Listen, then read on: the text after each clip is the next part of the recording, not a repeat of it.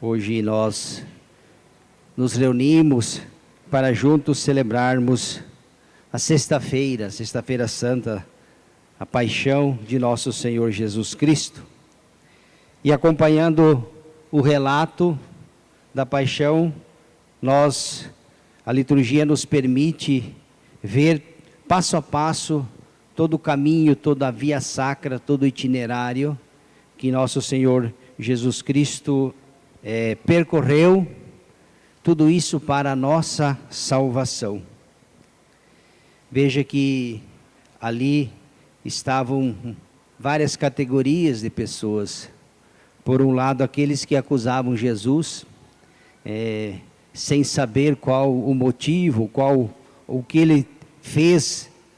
Pilatos várias vezes, após interrogar Jesus, vendo a sua sinceridade, tentou, com a autoridade que ele tinha, livrar Jesus, porque em todas as suas falas, ele não encontrou, ele mesmo diz, já o interroguei várias vezes, e não encontrei nele nenhum pecado. Foram diversas vezes que Pilatos tentou salvar Jesus, porque de fato não encontrava, não via motivo, razão. Sabia como juiz que ali estava sendo entregue uma pessoa inocente e que haveria de morrer. Não que Pilatos fosse um santo, né? Mas sabia que não havia motivo, razão suficiente para condená-lo.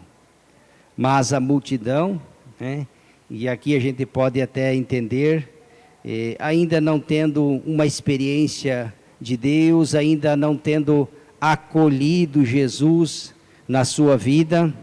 E aqui vem uma primeira reflexão que nós podemos trazer. Quando nós não acolhemos Deus na sua vida, nós também podemos fazer a mesma coisa. Quando Deus não é o nosso tudo, quando Ele não é a luz que ilumina a nossa vida, nós também podemos cometer os mesmos pecados. Além das autoridades, soldados que insultavam, blasfemavam, batiam, zombavam, estavam também seus discípulos, que até aquele momento também ainda não haviam compreendido. Nós podemos ver Judas, que entrega Jesus, já tudo planejado, combinou com os soldados, em tal lugar vai estar ele, o mestre, combinou com eles até um sinal, para que os soldados soubessem quem era Jesus. Ele disse, aquele quem eu abraçar e beijar, Por isso que às vezes o padre, brincando, diz quando alguém abraça o padre e beija, diz, Judas também fez a mesma coisa, mas brincando, não é por ofensa. Mas era o sinal que Judas havia falado, aquele a quem eu abraçar e beijar, prendei-o, ele o mestre. Então nós vemos que até entre o grupo de Jesus não havia nenhum perfeito. Aquilo que nós também podemos meditar, nós somos uma comunidade, nós como filhos e filhas de Deus, uma vez que a nossa natureza humana ela foi visitada pelo pecado, existe em nós também essa inclinação para se afastar de Deus. É uma tentação, uma tendência dentro de nós. Aquilo que Santo Agostinho dizia, existem duas forças muito grandes que lutam, o bem e o mal. São Paulo vai expressar isso quando ele começa a se questionar e começa a dizer, eu não entendo aquilo que se passa dentro de mim. O bem que eu gostaria de fazer eu não faço, e o mal que eu não gostaria de fazer eu faço. Aí depois ele entende que é devido ao pecado, por causa da falta de uma fé firme, de um verdadeiro conhecimento, sem saber quem era Jesus, ou ainda ter dúvidas sobre a pessoa de Jesus, talvez vendo ele apenas como um humano e não como um divino, alguém que fazia curas extraordinárias. Judas vendeu, Pedro, aquele que havia jurado, Senhor, darei a minha vida por ti.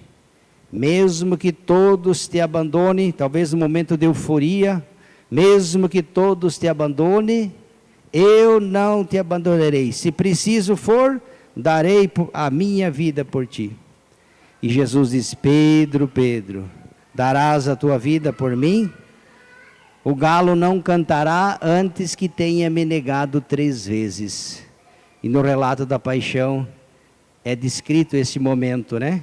Quando Jesus está ali já na cruz, morto, os soldados estão se aquecendo, olham para Pedro e dizem: por acaso você não era um dos discípulos, dos seguidores? Não, não o conheço, né?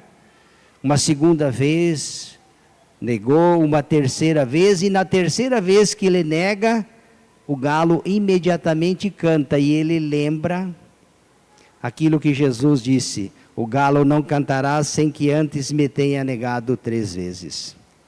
Isto serve para nós também. Nós somos uma comunidade que está a caminho. O padre sempre fala que a igreja, ela não é o lugar dos santos, né? Os santos estão nos céus. Muitos santos passaram pela igreja. Outros talvez nem passaram pela igreja.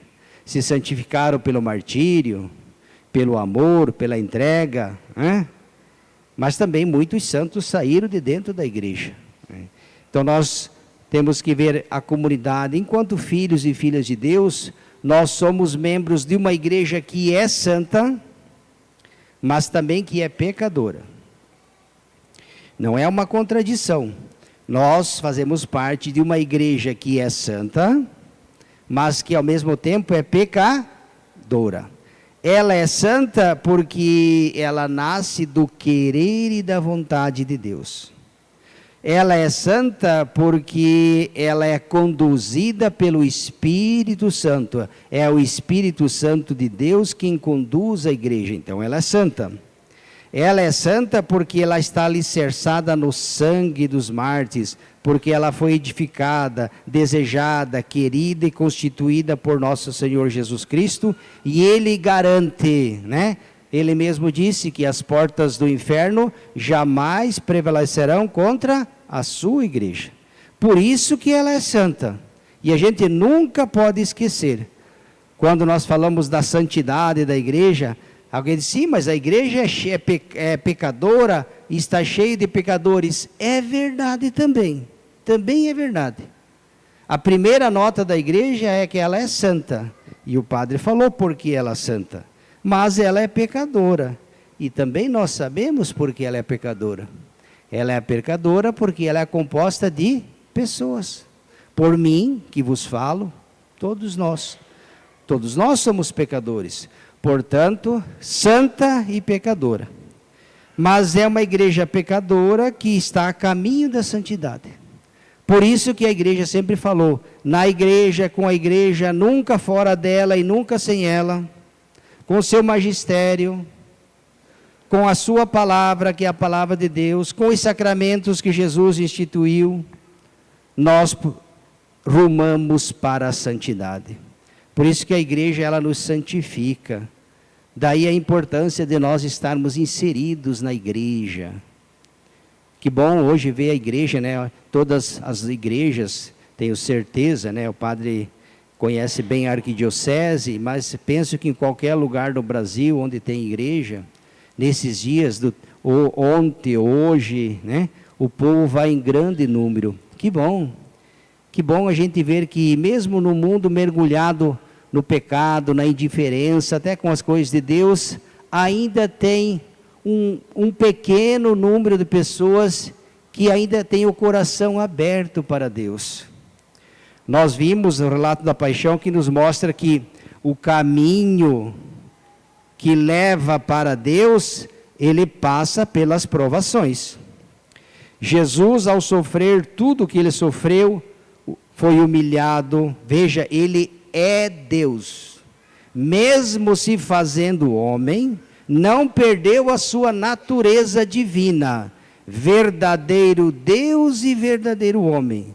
Se fez homem, veio até nós para mostrar aos homens que, olha, uma vez que Satanás dividiu a humanidade e julgou o humano contra o divino, né?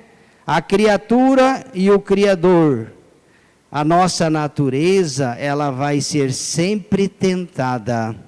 Então, tudo aquilo que Jesus, quando nós contemplamos na sexta-feira, passo a passo, os sofrimentos que Jesus passou, em nenhum momento ele blasfemou, em nenhum momento ele virou as costas, em nenhum momento ele se revoltou contra Deus, contra o seu Pai, não, muito pelo contrário.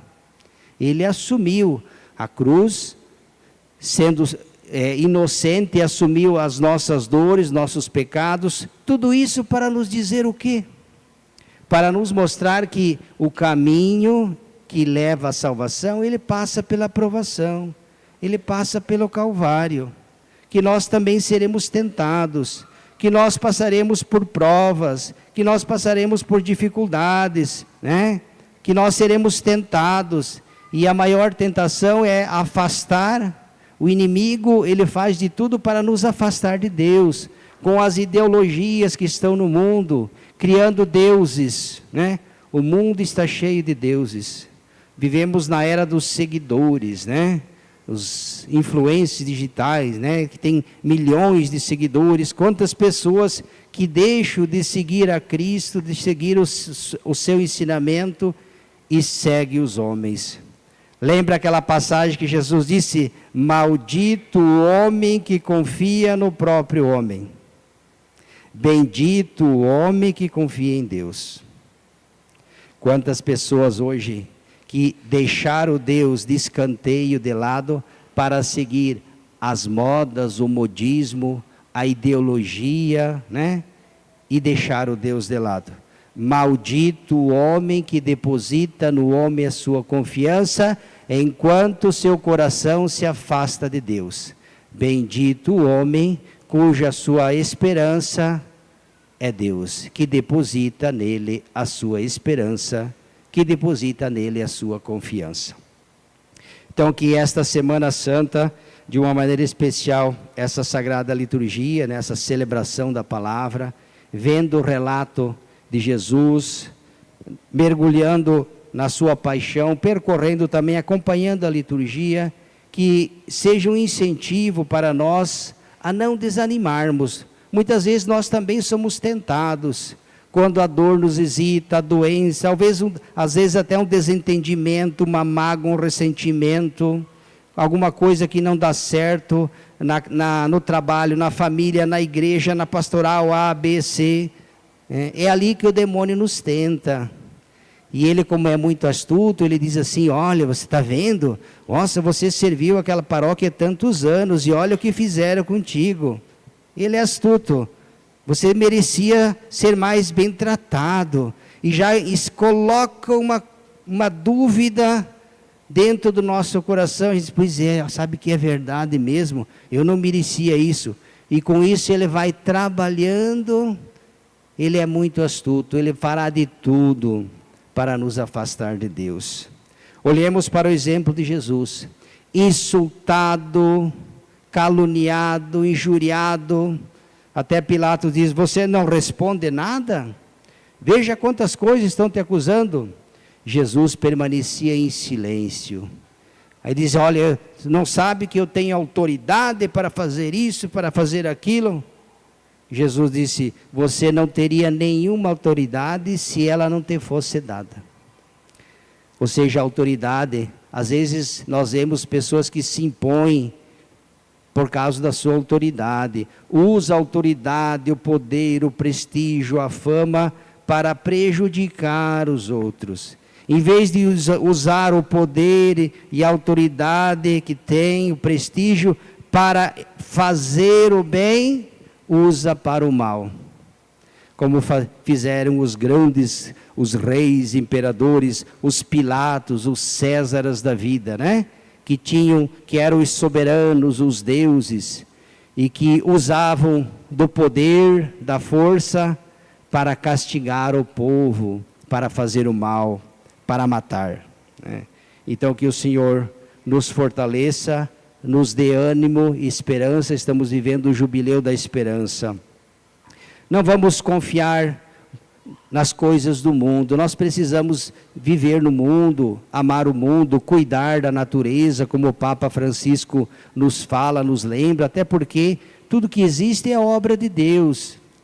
E Deus fez tudo bom, tudo perfeito, mas a nossa meta é muito maior, né? A nossa meta é o céu.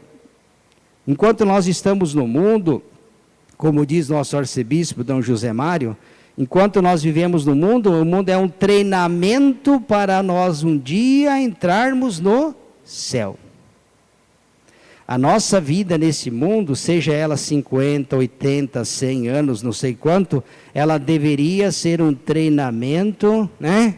Assim como um aluno, para tirar boas notas, ele se esforça, ele estuda, né? Ele pesquisa, tudo isso ele faz visando tirar uma nota boa. Porque ele sabe que se ele não estudar, não ler, não se esforçar, é bem provável que leve um 0 bem redondo, não é verdade? Você que é estudante, não é assim? Para tirar um 9, um 10, é só dormir o dia inteiro, não precisa ler nenhum livro? Sim ou não? Eu fui estudante também, muitos anos, né? E para tirar uma notinha boa, tinha que levantar de madrugada, ler, escrever, para tirar um 8, um 9, quando tirava um 10, então, né, ficava alegre. Mas nada vem sem esforço. Na vida também, nada vem sem luta, sem trabalho, sem disciplina, sem empenho, sem sacrifício. E para entrar na vida eterna também não é diferente. O padre falou demais já, né? Mas tem outro aqui. Então, que nós também nos esforcemos, né? Para conquistar o reino do céu. Por isso, um treinamento. Treinar, fazendo bem, a caridade, o amor, rezando com a igreja, nós vamos fazendo o nosso treinamento, né? Para que um dia possamos estar com Deus na glória eterna. Então, que esse seja o ensinamento e também que todos nós, hoje e amanhã, procuremos participar. Hoje é o segundo dia do Tríduo, né? Em preparação da Páscoa. Louvado seja